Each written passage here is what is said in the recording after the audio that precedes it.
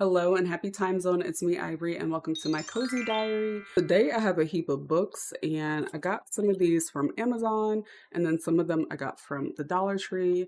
So I wanted to just show y'all what I will be reading over the next couple of months. Lately, I've been a pretty slow reader, so I'm trying to do at least 2 books a month, one book, one audiobook, but we'll see what happens. So the first thing that I got in this haul is a waste of my damn money. I really wanted a cute bow bookmark and I was on Pinterest and I blame Pinterest and I got this and as soon as it came, like as soon as I opened the package, I was like, baby, I could have made this by myself. Like I could have went to Michael's, Hobby Lobby, Dollar Tree, Walmart, and made this. My nails are gross. They have like black dye on them, but this is literally a jumbo paper clip stuffed into a bow.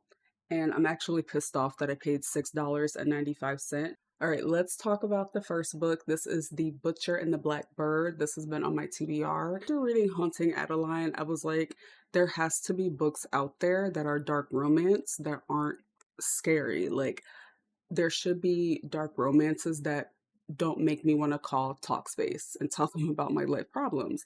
So The Butcher and the Blackbird is a dark romantic comedy full of murder, chaos, and sizzling chemistry.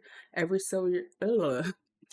serial killer needs a friend. Every game must have a winner. When a chance encounter sparks an unlikely bond between rival murderers, Sloane and Rome, they find something elusive, the friendship of two like minded, pitch black souls who just happen to enjoy killing other serial killers. This is about two people who are equally yoked, and the content is dark, but there's going to be romance in it. So I'm excited to read this because, baby, some of them other dark romance books, are y'all okay? So next I have Love and Fury. I picked this up from the Dollar Tree. This is by Samantha Silva. I'm not really familiar with too much of Samantha's work, but I do love anything that's historical, be it romance or just historical fiction in general. So this says August 1797, midwife Parthena Blankenship has delivered countless babies, but nothing prepares her for the experience that unfolds when she arrives at Mary Wollstonecraft's door, something like that. Over the 11 harrowing days that follow, Miss Blenkinsop, is it Blenkinsop? It's somebody, fights for the survival of both mother and newborn Wollstonecraft. These names. So, fun fact about me, when I'm reading my book, however I think it's pronounced in my head, is what your name is going to be, by the way. So, where was I? The life she dared live amid the impossible constraints of prejudices in the late 18th century, rejecting the tyranny of men and marriage, risking everything to demand equality for herself and all women. So I was really intrigued by this when I was in the Dollar Tree because one is historical fiction, which I love that, but it is also a book about motherhood and uh women uplifting women, and I just thought that this would be a beautiful story to read based on what it says on the back, the summary. So another reason why this was probably at Dollar Tree, this is the front cover, right? Baby, this the end. The book is over. That, like, this is the last chapter right here. So this is a misprint. So when I read this book, I'm gonna have to read it backwards. And I mean, it was $1.25. It was from Dollar Tree, whatever, but I just thought it was funny. So the next book is Eleanor. Oliphant is completely fine. And one of my favorite booktubers talks about this book a lot. And if you are deep in the booktube community, you could probably comment below and guess who it was. But they talk about this book so much. And one of their videos I was watching, they mentioned it.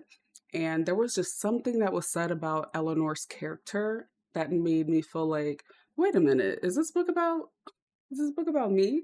So I definitely had to pick it up. I got this on Amazon, and it says meet Eleanor Oliphant. She struggles with appropriate social skills and tends to say exactly what she's thinking. Nothing is missing in her carefully timetabled life, where weekends mostly consist of frozen pizza, vodka, and phone chats with mummy. Mummy. But everything changes when Eleanor meets Raymond, the bumbling IT guy from her office, whose big heart will ultimately help Eleanor find the way to repair her own profoundly damaged one. Smart, warm, and uplifting, Eleanor Oliphant is completely fine is the story of an out of the ordinary heroine whose deadpan weirdness and wit make for an irresistible journey. So, deadpan weirdness, witty, literally me. So I definitely can't wait to read this book. I'm actually going to read it once I'm done reading a romance novel that I'm currently reading. So this is very, very high on my TBR. This book is a Dollar Tree exclusive. This is Stay Sexy and Don't Get Murdered. So, fun fact about me, I do love true crime, and I used to listen to a lot of true crime podcasts, and I'm familiar with these ladies here. So, this is part dual memoir, part life manual, Stay Sexy and Don't Get Murdered.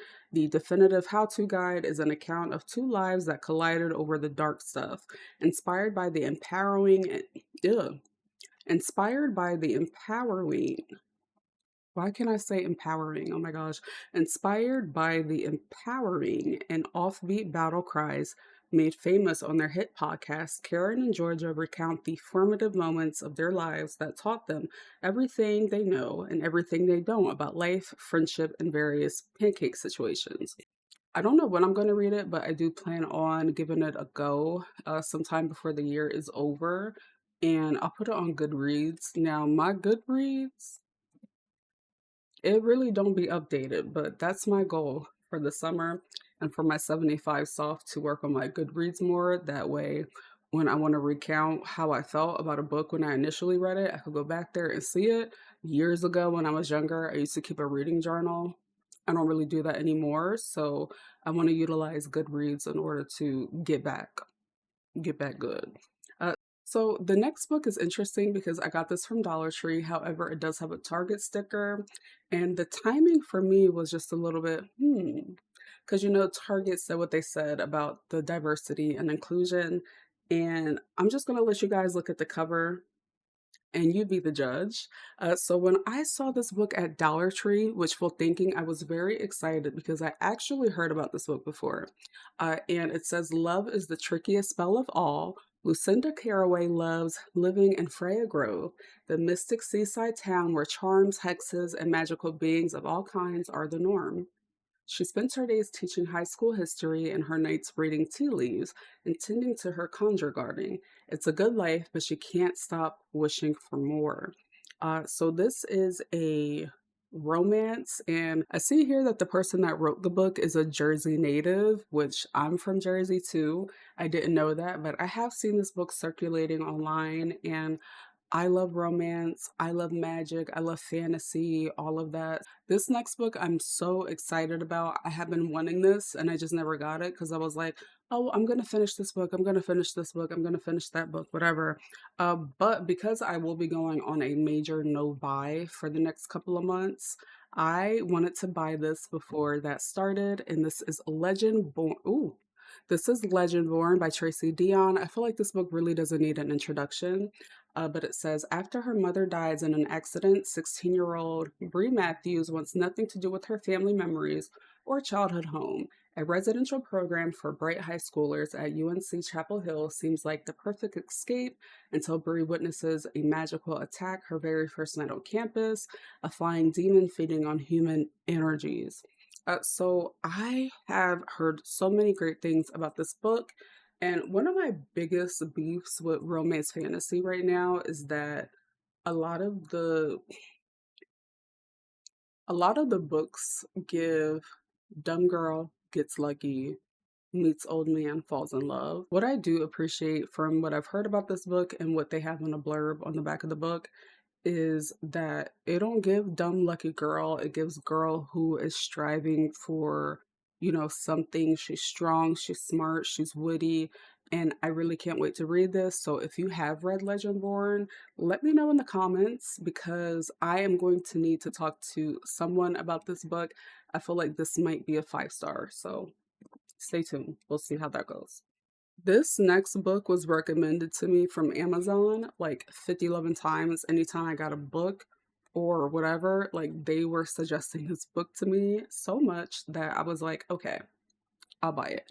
So this is Caravel, and it is by Stephanie Garber. And oh, it's a little fancy.